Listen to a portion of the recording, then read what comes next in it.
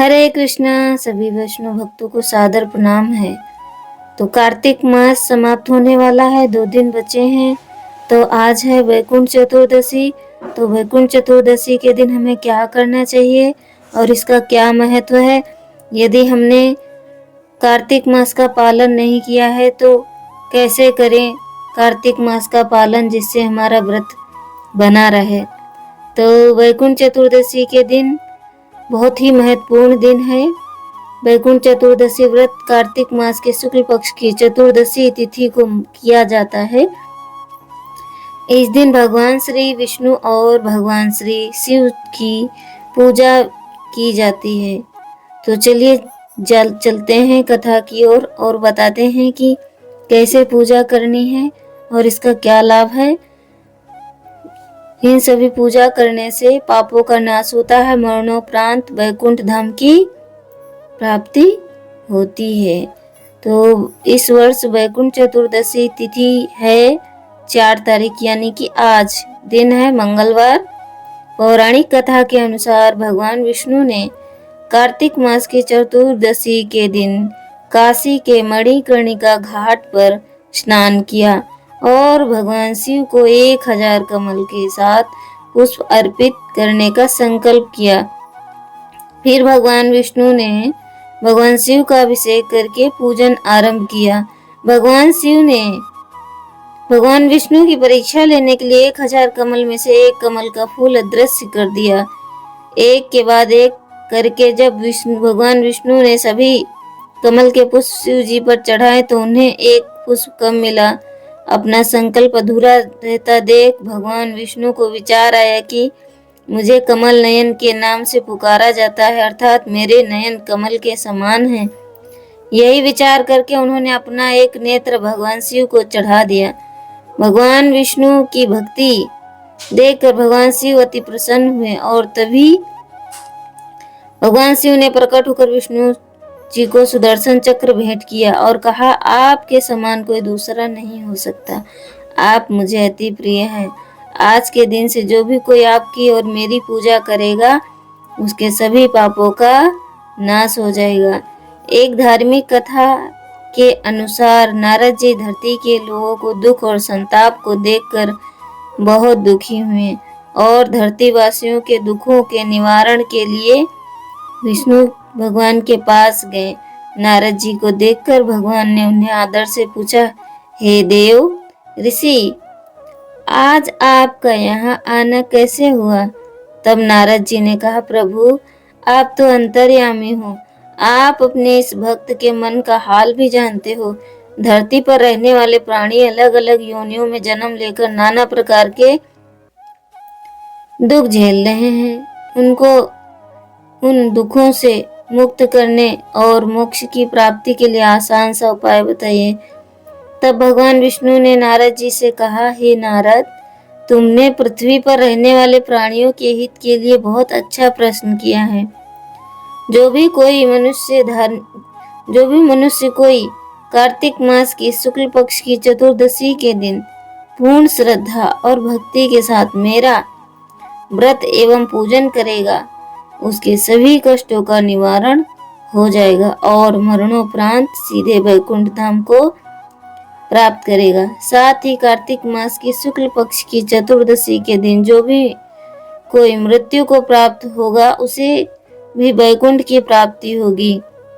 भगवान विष्णु ने अपने द्वारपाल जय और विजय को बुलाकर आदेश दिया कि कार्तिक मास की शुक्ल पक्ष की चतुर्दशी के दिन वैकुंठ के द्वार खुले रहेंगे।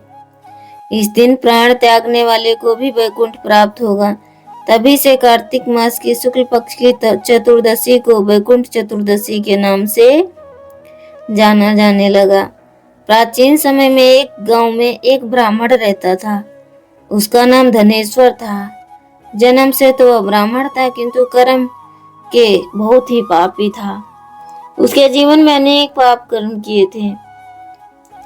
संन्यास योगवश एक बार धनेश्वर वैकुंठ चतुर्दशी के दिन गोदावरी नदी में स्नान के लिए गया।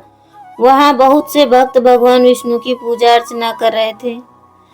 भक्तों की उस भीड़ में और ऐसे धार्मिक वातावरण में धनेश्वर भी उनके साथ पूजा करने लगा। भक्तों की संगति से उसे भी पुण्य प्राप्त हुआ। इससे उसके समस्त पापों का नाश हो गया और मृत्यु के उपरांत वो वैकुंठ को चला गया। एक अन्य पौराणिक कथा के अनुसार महाभारत के युद्ध के बाद गंगापुत्र भीष्म जब बाणों की सरसैया पे थे, तब उन्होंने सूर्य के उत्तरायण पर प्राण त्यागने का निश्चय किया कि कार्तिक मास का समय था जब सभी पांडव श्री कृष्ण के साथ भीष्म के पास राजधर्म का ज्ञान पाने के लिए जाते थे।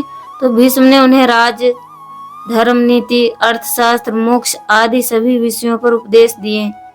उनके द्वारा दिए गए उपदेशों को सुनकर भगवान श्री कृष्ण बहुत प्रभावित हुए और उन्होंने भीष्म से कहा, आपने अपने अनुभव और ज्ञान से सभी का मार्ग प्रशस्त किया है।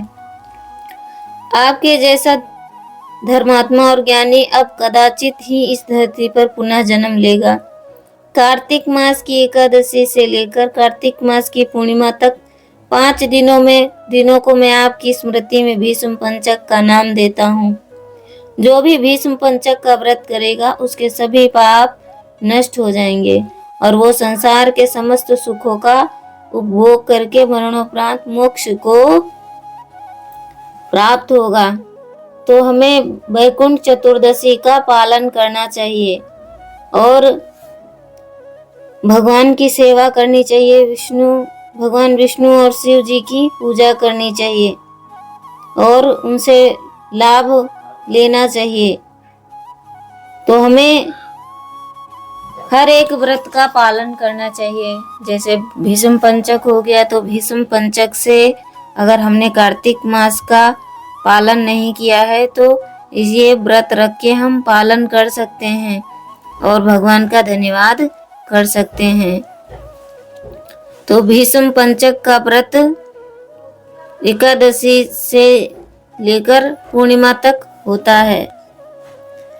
तो आपको और जानकारी देते हुए, एक बार श्री नारद जी पृथ्वी लोक से घूमने के बाद वैकुंठ पहुंचे और वहां पर उन्होंने कहा कि हे प्रभु, मृत्यु के बाद तो सभी वैकुंठ आते हैं, लेकिन क्या कोई जीवित रहते हुए वैकुंठ के दर्शन कर सकता है? तो भगवान विष्णु ने कहा, यह अवश्य नारद जी, अवश्य कर सकते हैं।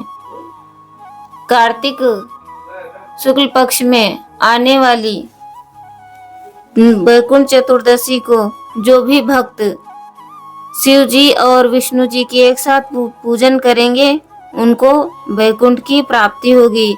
इसीलिए काशी को वैकुंठ की तरह सजाया जाता है और वहां पर पहले ब्रह्म मुहूर्त में विष्णु जी का पूजन होता है, उसके बाद में शिव जी का पूजन होता है। तो अलग अलग समय पर एक ही दिन में पूजा होती है भक्त और भगवान की, क्योंकि शिव जी वैष्णव भक्त हैं, सबसे बड़े वैष्णव की मुकुटमणि है। वैष्णव नाम यथा शंभु। तो पंचांग के अनुसार भगवान शिव और भगवान विष्णु की पूजा का पुण्य फल दिलाने वाली कार्तिक मास की चतुर्दशी आज यानी 4 नवंबर को दोपहर 2:05 से प्रारंभ होकर रात्रि 10:36 तक रहेगी।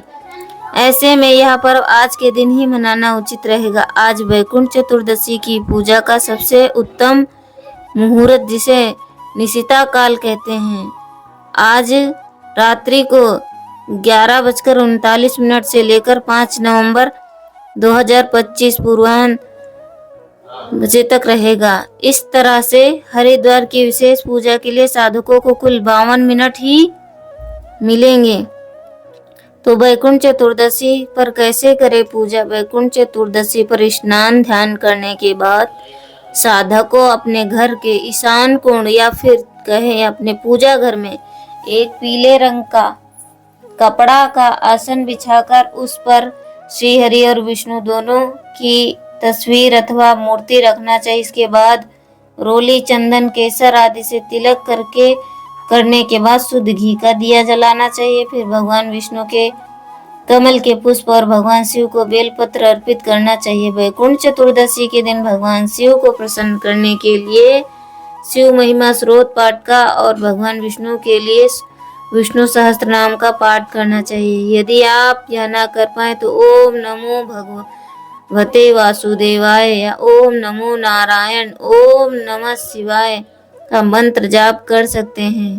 पूजा के अंत में दोनों देवताओं की आरती करके अपने पूरे परिवार से सुख सौभाग्य की कामना करें। तो दोनों देवता भगवान की पूजा करनी चाहिए, क्योंकि जो भक्त होता है भगवान के गुण उसमें आ जाते हैं। इसीलिए भगवान परीक्षा लेते रहते हैं अपने भक्त की, और भक्त भी जो भगवान श्री कृष्ण कहते हैं कि अहम भक्तो पराधीन, मैं अपने भक्तों के अधीन हूँ, मेरा भक्त मेरे अधीन है। हिंदू मान्यता के अनुसार इस पावन पर्व को लेकर यह भी मान्यता है कि भगवान विष्णु के योग निद्रा से जागने के बाद भगवान शिव उन्हें एक बार फिर सृष्टि का कार्यभार सौंपते हैं, यानी वैकुंठ चतुर्दशी के सत्ता का हस्तांतरण होता है और एक बार फिर से श्री हरि सृष्टि का संचालन कर कार्य दोबारा से प्रारंभ करते हैं। चतुर्मास में यह कार्य भगवान शिव के पास रहता है। तो जब तक भगवान योग निद्रा में रहते हैं तो सारा सृष्टि का कार्यभार शिव जी के हाथ में रहता है। उदया तिथि के अनुसार 4 नवंबर को वैकुंठ चतुर्दशी यानी कि आज बहुत सारे शुभ योग बन रहे हैं। तो सुबह गंगा स्नान के बाद शिव जी का पूजन करने के बाद विष्णु जी का पूजन किया जाएगा। तो आपको सारी जानकारी मिल चुकी है, तो आप इस विधि नियम का पालन करें, भगवान शिव की और भगवान विष्णु की पूजा आराधना करें, मंत्र जाप करें और दीपदान करें। जिन्होंने पूरे कार्तिक मास दीपदान नहीं किया है तो वो 51, 21, 31 ऐसे दीपदान जला सकते हैं। गीता और विष्णु का सहस्त्र नाम का पाठ करना चाहिए। ओम नमो नारायण, ओम नमो भगवते वासुदेवाय, या हरे कृष्णा कृष्णा कृष्णा हरे हरे, हरे राम राम राम हरे हरे, इन सभी मंत्रों का जाप करना चाहिए। इस दिन दीपदान करने का विशेष महत्व है। पद्म पुराण में, अग्नि पुराण में, महाभारत एवं भविष्य पुराण के अनुसार युधिष्ठिर के पूछने पर भगवान कृष्ण ने इस दीपदान की महिमा बताया। इस दिन किसी गरीब और ब्राह्मण को भोजन कराकर दान देने से पितृ तृप्त होते हैं। भगवान विष्णु को ऋतु फल विशेष रूप से आंवला, केला, सिंघाड़ा के साथ तुलसी दल अवश्य चढ़ाना चाहिए। इससे माँ लक्ष्मी सहित भगवान विष्णु की कृपा भी प्राप्त होती है। देते हैं। इन 4 मासों में सृष्टि का संचालन शिव जी ही करते हैं। 4 मास में शयन करने के पश्चात देवउठनी एकादशी के दिन भगवान विष्णु जागते हैं और वैकुंठ चतुर्दशी के दिन भगवान शंकर जी सृष्टि का सारा भार पुनः भगवान विष्णु को सौंपते हैं। क्या है वैकुंठ चतुर्दशी? क्यों मनाई जाती है वैकुंठ चतुर्दशी? वैकुंठ चतुर्दशी हिंदू कैलेंडर में एक पवित्र दिन है जो कार्तिक पूर्णिमा से एक दिन पहले मनाया जाता है।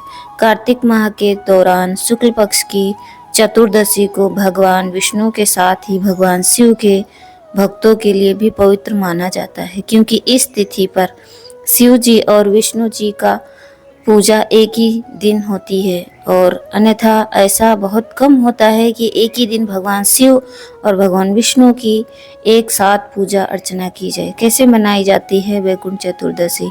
वाराणसी के अधिकांश मंदिर वैकुंठ चतुर्दशी मनाते हैं और यह देव दिवाली के एक और महत्वपूर्ण अनुष्ठान से एक दिन पहले आता है। वाराणसी के अलावा वैकुंठ चतुर्दशी ऋषिकेश, गया और महाराष्ट्र कई शहरों में भी मनाई जाती है। वैकुंठ चतुर्दशी के दिन निशिता काल के दौरान भगवान विष्णु की पूजा की जाती है, जो कि किसी दिन के हिंदू विभाजन के अनुसार मध्यरात्रि है। इस दिन भक्त भगवान विष्णु के हजारों नाम, जैसे विष्णु सहस्त्र नाम कहा जाता है, का पाठ करते हैं। भगवान विष्णु को 1000 कमल चढ़ाते हैं। यद्यपि वैकुंठ चतुर्दशी के दिन भगवान विष्णु और भगवान शिव दोनों की ही पूजा की जाती है। भक्त के दिन 2 अलग अलग समय पर पूजा करते हैं।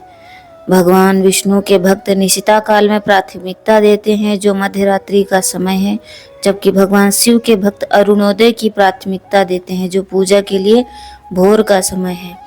कब है वैकुंठ चतुर्दशी? वैकुंठ चतुर्दशी 4 नवंबर 2025 मंगलवार को कार्तिक शुक्ल चतुर्दशी। वैकुंठ चतुर्दशी निशिता काल 11:16 से लेकर दोपहर 12:07 तक 5 नवंबर। अवधि है घंटे 52 देव दिवाली बुधवार नवंबर 5, 2025 को। चतुर्दशी तिथि प्रारंभ 4 नवंबर 2025 2:05 से है दोपहर के। चतुर्दशी तिथि समाप्त 4 नवंबर 2025 10:36 के शाम के। शुभ मुहूर्त है 4:25 से लेकर 5:16 तक। प्रातः संध्या 4:50 से 6:08 तक। अभिजीत मुहूर्त है 11:19 से 12:04 तक। विजया मुहूर्त है 1:33 से 2:17 तक। गोधूली मुहूर्त है 5:15 से लेकर 5:41 तक। संध्या सायं संध्या शाम के 5:15 से लेकर 6:32 तक। अमृत काल है सुबह के 10:25 से लेकर 11:51 तक। निशिता मुहूर्त है दोपहर के शाम के 11:16 से लेकर 12:07 तक। वैकुंठ चतुर्दशी का महत्व। इस दिन उज्जैन में भव्य यात्राएं निकाली जाती हैं जिसमें ढोल बजाए जाते हैं। जो लोग आतिशबाजी के साथ नृत्य करते हैं बाबा के दर्शन के लिए महाकाल मंदिर जाते हैं। शिव भक्तों के लिए यह दिन बेहद महत्वपूर्ण माना जाता है। इस दिन भगवान विष्णु की पूजा की जाती है। विष्णु सहस्त्र नाम का पाठ किया जाता है। विष्णु मंदिर में कई तरह के आयोजन होते हैं। माना जाता है कि इस दिन भगवान विष्णु की पूजा अर्चना का खास महत्व है। इस दिन पवित्र नदियों में स्नान करना बेहद शुभ माना जाता है जिससे भक्तों के सभी पाप नष्ट हो जाते हैं। वाराणसी के मंदिर में विष्णु के भव्य मंदिर में उत्सव होता है। इस दिन मंदिर को वैकुंठ धाम की तरह सजाया जाता है। इस दिन व्रत रखा जाता है। भक्तों के लिए यह व्रत अनंत काल फलदायक माना जाता है। इस दिन गंगा नदी के घाट पर दीपदान किया जाता है। गंगा तट पर दीपदान का बड़ा उत्सव मनाया जाता है जो इस बात का प्रतीक है कि विष्णु अपनी गहरी नींद में जाग गए हैं और इस खुशी में हर जगह दीप का दान किया जाता है। वाराणसी शहर में हर वर्ष इस विशेष दिन पर काशी विश्वनाथ मंदिर के एक विशेष आयोजन होता है। कहा जाता है कि वैकुंठ चतुर्दशी के दिन यह मंदिर वैकुंठ धाम बन जाता है। इस दिन व्रत रखने से सभी पाप मुक्ति प्राप्त होती है। वैकुंठ चतुर्दशी पर किसकी पूजा करें? वैकुंठ चतुर्दशी का दिन भगवान विष्णु और शिव दोनों की ही पूजा के लिए अत्यंत शुभ माना जाता है। पौराणिक मान्यताओं के अनुसार इस दिन भगवान विष्णु ने वाराणसी में भगवान शंकर की आराधना की थी, इसीलिए इस दिन विष्णु जी और शंकर जी दोनों की पूजा करने का विधान है। भक्त पहले भगवान विष्णु की पूजा करते हैं और फिर काशी विश्वनाथ रूप भगवान शिव की आराधना करते हैं। वैकुंठ चतुर्दशी की पूजा विधि। वैकुंठ चतुर्दशी का व्रत करने के लिए त्रयोदशी की संध्या या चतुर्दशी पर प्रातः काल में व्रत और पूजा का संकल्प लिया जाता है। वैकुंठ चतुर्दशी के दिन प्रातः काल उठें और नित्य कर्मों से निवृत्त होकर स्नान करें। स्नान के बाद पीले या सफेद रंग के स्वच्छ वस्त्र धारण करें क्योंकि भगवान विष्णु को पीला रंग और भगवान शिव को सफेद रंग बहुत प्रिय है। शिव को स्वयं को चंदन का तिलक अवश्य करें। अब भगवान सूर्य नारायण को आर्घ्य दें और नमस्कार करते हुए आपके व्रत और पूजा को सफल बनाने की प्रार्थना करें। अब पूजा करने के लिए सभी सामग्री इकट्ठा करें और पूजा शुरू करें। सबसे पहले पूजा स्थल पर एक चौकी स्थापित करें और इसे गंगा जल छिड़ककर पवित्र करें। इसके बाद चौकी पर एक सफेद वस्त्र बिछाकर इस पर भगवान विष्णु और भगवान शिव की प्रतिमा या तस्वीर को स्थापित करें।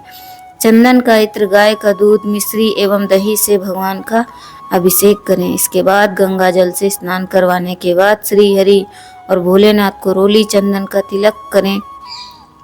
कुमकुम, हल्दी और अक्षत भी चढ़ाएं। अब ओम नमो भगवते वासुदेवाय नाम का मंत्र जाप करते हुए श्री हरि को पीले पुष्प, जनेऊ और माला अर्पित करें। ओम नमः शिवाय का मंत्र जाप करते हुए शिव जी को सफेद पुष्प और माला अर्पित करें। भगवान विष्णु को पंचामृत तुलसी दल डालकर अर्पित करें। भगवान विष्णु को तुलसी अति प्रिय है, इसीलिए भगवान के भोग में तुलसी को अवश्य शामिल करें। संभव हो पाए तो इस दिन मखाने की खीर बनाकर भगवान को भोग लगाएं। वैकुंठ चतुर्दशी पर विष्णु जी को क्षमता अनुसार कमल के पुष्प अर्पित करें। भगवान को पीले और सफेद रंग का मिष्ठान या पीले ऋतुफल अर्पित करें। विष्णु सहस्त्र नाम या श्री हरि श्रोतम का पाठ करें। इसे आप श्री मंदिर के माध्यम से सुन सकते हैं।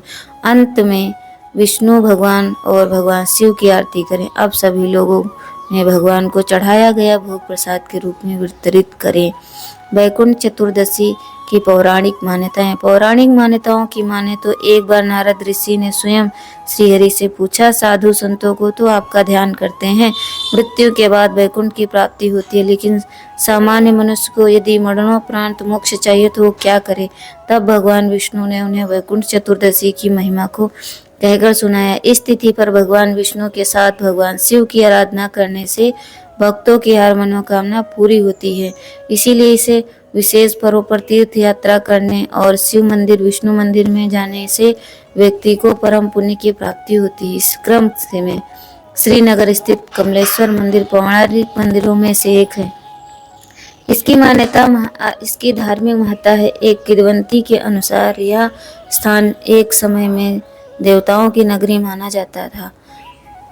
इस स्थान पर स्थित शिव मंदिर में भगवान विष्णु की तपस्या की थी, जिसके फलस्वरूप उन्हें सुदर्शन चक्र प्राप्त हुआ था। एक अन्य मान्यता है कि इसी स्थान पर श्री राम ने रावण का वध करने के उपरांत ब्रह्म हत्या के पाप से मुक्त होने के लिए 1 माह तक प्रतिदिन 108 कमल भगवान शिव को अर्पित किए थे और शिव जी की पूजा करके उन्हें प्रसन्न किया था। इसके बाद वे ब्रह्म हत्या के पाप से मुक्त हो गए थे। चूंकि वैकुंठ चतुर्दशी पर निशिता काल में भगवान विष्णु की पूजा करना सर्वश्रेष्ठ माना गया है, इसीलिए इस आयोजित मेले में भक्तगण मध्यरात्रि में पूजा उपासना करते हैं। इसके साथ ही प्रतिवर्ष कार्तिक मास की पूर्णिमा अर्थात चतुर्दशी के अगले दिन भी यह मेला अपनी भव्यता के साथ चलता रहता है। इस मेले में आए भक्त संतान प्राप्ति की कामना में वैकुंठ चतुर्दशी पर रात्रि के समय हाथ में दीपक लेकर भगवान शंकर की अर्पित करते हैं। वैकुंठ चतुर्दशी पर पूजा के लाभ। वैकुंठ चतुर्दशी पर भगवान शिव व विष्णु जी की उपासना से भक्तों को कई लाभ प्राप्त होते। मोक्ष की प्राप्ति। माना जाता है कि वैकुंठ चतुर्दशी पर भगवान विष्णु और भगवान शिव की पूजा करने से वैकुंठ लोक द्वार खुल जाता है और भक्तों को मोक्ष की प्राप्ति होती, पापों से मुक्ति। वैकुंठ चतुर्दशी पर शिव और विष्णु की पूजा करने से व्यक्ति को पिछले जन्म और वर्तमान जीवन में किए गए पापों से मुक्ति मिलती है। सुख और समृद्धि। भगवान विष्णु की पूजा करने से परिवार में सुख समृद्धि आती है, धन धान्य की वृद्धि होती है, इससे आर्थिक स्थिति मजबूत होती है और दुख दरिद्रता समाप्त होती है। रोगों से मुक्ति। इस दिन भगवान शिव और विष्णु का आशीर्वाद मिलने से शारीरिक मानसिक रोगों से मुक्ति मिलती है। विशेषकर गंभीर रोगों से छुटकारा पाने के लिए यह दिन बहुत ही लाभकारी है। कल्याण और दीर्घायु। शिव और विष्णु की संयुक्त पूजा करने से व्यक्ति को आयु में वृद्धि होती है, सभी प्रकार के कष्ट दूर होते हैं और परिवार का कल्याण होता है। गृहस्थ जीवन में सुख शांति। वैकुंठ चतुर्दशी पर शिव और विष्णु की पूजा करने से गृहस्थ जीवन में सुख शांति बनी रहती है और उत्तम संतान की प्राप्ति होती है। तो हमें वैकुंठ चतुर्दशी पर अधिक से अधिक जाप करना चाहिए, भगवान विष्णु और शिव जी की आराधना करनी चाहिए। इससे हमें डबल बेनिफिट्स मिलने वाला है, तो देरी नहीं करनी चाहिए, क्योंकि पूरे साल तो हम भक्ति कर नहीं पाते हैं। तो ये 2 दिन जो मिलते हैं इनमें तो हमें भगवान की सेवा आराधना करनी चाहिए, मंत्र जाप करना चाहिए और भगवान को प्रसन्न करने का प्रयास करना चाहिए। भगवान को अगर हम प्रसन्न करने तो भगवान से कुछ भी मांगना नहीं चाहिए, क्योंकि जितना हम मांगेंगे उतना ही मिलेगा, अगर नहीं मांगेंगे तो हमें सब कुछ मिलता है। इसलिए भगवान का धन्यवाद हर समय प्रत्येक क्षण करना चाहिए, क्योंकि भगवान ने हमें मनुष्य योनि में भेजकर हम पर कितनी बड़ी कृपा करी है। इसलिए भगवान का अगर धन्यवाद करना है तो भगवान के जो शास्त्रों में पूजा विधि बताई गई है उन नियमों का हमें पालन करना ही चाहिए और भगवान को प्रसन्न करने का प्रयास करना चाहिए। भगवान को प्रसन्न कैसे कर सकते हैं? साधु शास्त्र के माध्यम से। जब तक शास्त्र का अध्ययन नहीं करेंगे, साधु का संग नहीं करेंगे। हरे कृष्णा।